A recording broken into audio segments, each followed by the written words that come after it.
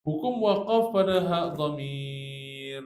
Hak dhamir iaitu hak ganti nama diri ketiga. Atau maknanya ha tu apa? Ha yang nya. Ha nya. Hak dhamir juga dikenali sebagai hak kinayah. Hak dhamir berada di akhir kalimah sama ada pada isim kata nama, fi'il kata kerja dan juga haraf kata sendi. Yang pertama kalau pada isim kata nama qarinuhu, sahabatnya, temannya. Tu Fi'il kata perbuatan yu'iduhu, kembalinya. Kata-kata sendi atau haraf fihi, padanya. Okey, semua adanya kat ujung. Jadi dhamir ni dia ada hu, ada hi dan juga sebenarnya ada ha. Cuma ha tak dibincangkan sebab dia ada ha alif, hukuman asli kan, dia tak boleh wakaf pada ha itulah. Yang hanya pada bagi depan dan bagi bawah sahaja. Tak boleh berhenti qarinuh, yu'iduh, fi. Semua dia berhenti pada ha, hak dhamir. Baik, apa hukum wakaf pada hak dhamir ni? Hak dhamir yang dimaksudkan tersebut adalah hak dhamir al-ghaib al-muzakkar.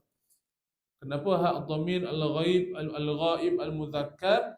Kata ganti untuk yang lelaki yang tak ada dekat depan. Kita gunanya tu bila bercakap tentang sesuatu yang tak ada depan kita. Kematiannya. Maksudnya siapanya tu? Adalah arwah lain yang dah meninggal tak ada depan kita. Itu maksud ghaib lil muzakkar, yang mati itu pula lelaki. Jadi kita kata nya tu untuk lelaki yang tak ada kat situ. Maksud dia ha'ud dhamir al-ghaib al-muzakkar, ganti nama diri ketiga lelaki tunggal.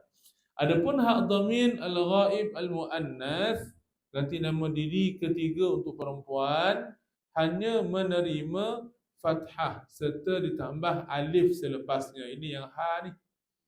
Ha alif. Itu untuk apa? Untuk perempuan. Macam kita doa apa?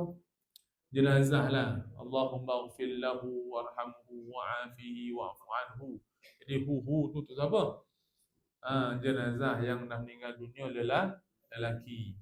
Kalau untuk perempuan, Allahumma ighfir laha warhamha wa'afiha. Jadi ha untuk perempuan, hu untuk lelaki. Lelaki juga boleh hi.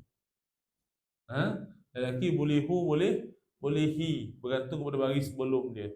Kita bihi, kita bahu, kita buhu. Jadi hu hi boleh untuk lelaki. Perempuan ha saja, bagian teh saja.